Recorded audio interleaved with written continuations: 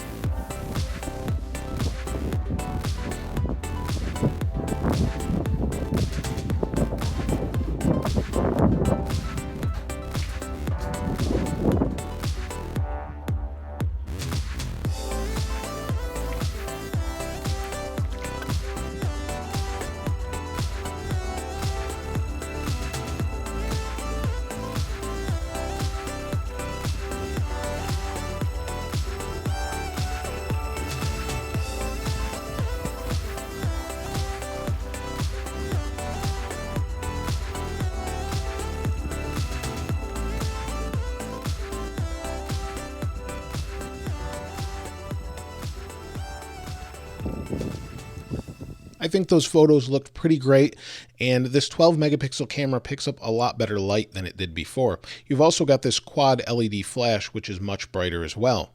Now on the front, they've made some changes. We now have a forward-facing camera that has 7 megapixels, and that's quite an upgrade compared to the previous generation. In fact, I've been FaceTiming with some people, and let's flip this over here. In FaceTiming, people have actually said it picks up a lot of light, so much so that it actually, people thought they were seeing me in daylight and asking me where I was because it was dark where they were and they're not far away. So it picks up a lot of light, and it's surprising. Both the front and rear camera pick up more light most of the time than you can actually see yourself. It's pretty impressive as far as that goes. The next positive is Apple has included IP67 certification. And what that means is that basically the phones are water resistant and dust resistant. And the water resistance is up to 30 minutes in about 6 feet of water or something around that. Now there are people that have tested it much deeper than that, and it seems to hold up pretty well, but there's gaskets all around the display and all the buttons and the speakers. Everything has a gasket now. Even the SIM card tray, when you pop it out, has a gasket there that it didn't have before, and it just helps protect it that much more. So it's pretty nice that they've added that. The next positive is it includes a very fast A10 Fusion processor. Now I did a separate video on benchmarks, and I'll include a link above so you can take a look at that. And the benchmarks are pretty impressive. It's, aside from just being numbers, it's really fast. It doesn't ever seem to lag. It's just quick. You can pop in and out of things really quickly, and it never really has a lag at all. It's super fast. The camera opens quickly. You can open it quick, take a quick snapshot, and get out. and it's really nice. It works really well, and I realize I didn't take a photo there, but if you want to catch something quickly, this is much faster to do it on this. And what they've done is include a quad-core processor. This phone has 2 gigabytes of RAM. This one has 3 gigabytes of RAM. So the quad-core processor, they've got 2 cores that are very fast and 2 more power-efficient cores to help with battery life. And that is the next positive. The next positive is better battery life. Now, in the iPhone 7, the better battery life is up to about 2 hours over the previous generations. So iPhone 6, iPhone 6S, you're going to get about 1 to 2 hours better. And on the 7 Plus, you'll get about 1 hour better. I find that it easily lasts throughout the day. And in fact, some people are telling me it lasts 2 days without a problem on the Plus. So that's a nice thing to see them build in a larger battery that lasts longer due to the new processor as well. The build quality is one of the next positives. Now, Apple just keeps continuing to build these better and better. And this may not seem like a major positive, but by moving these antenna lines and just relocating some things, adding gaskets, if you look at some websites that take these apart, they're built really solidly. Now, I know there's going to be defects. There's millions and millions of these made, but they're built really solidly and really well. I've actually never had a problem with mine other than my previous generation with an issue with one of the speakers. Otherwise, this just keeps getting better and better, and there's less moving parts now that the home button doesn't move at all. The final positive is iOS 10. iOS 10 is a major upgrade over iOS 9. It's got huge updates to messages, to photos, to music, to mail. You name it, it's been tweaked and changed. The notifications have changed for better or for worse, and it's just a pretty solid upgrade. It seems fast on this device. I'm not sure about previous devices, but a lot of people have a lot of positive things to say about iOS 10, and I have a full comprehensive review of that or overview of that. I'll link in this video as well. But iOS 10, I think, is a positive for the majority of people. So let's move on to the negatives. After using these for a few weeks, there's obviously going to be some negatives. And the first one is going to be kind of counter to what I just said, in that iOS 10 may be a negative for some. On previous versions of iPhone, it can slow down. On this phone, iOS 10, for me, for example, I don't like the notifications. I don't like these bubbles here. And I like the previous one. It was just cleaner and more translucent and looked better. And that's one of my negative things about iOS 10. I think the music app looks more simplistic and not as good. I think they've changed this around so that it's just too simple, and I'd like it to be more intuitive and more nice looking, I guess. It just looks too plain, I think, at this point. The next negative is going to be the obvious one. We have no headphone jack anymore. The headphone jack has gone. We now have the lightning cable and wireless. So we can get these expensive wireless Bluetooth headphones. We can get the Beats headphones, and they've included a W1 chip that helps with Bluetooth, and that's a positive, really. But the negative thing is now you have actually to carry a little adapter around with you, or nothing at all, or use or buy new wireless headphones. And that's going to be either not an issue for you or a big issue for you. Just depends on what you were doing before. If you plug this into your car via Lightning, or you're using Lightning headphones, there are some included in the box, but they're the crappy regular iPhone headphones. They're not any upgraded ones. So in order to get nice wireless headphones, you can use regular Bluetooth ones with them, but you still won't get the quality, or you can use a little adapter, and it's just a pain, quite honestly. The next negative thing is the design.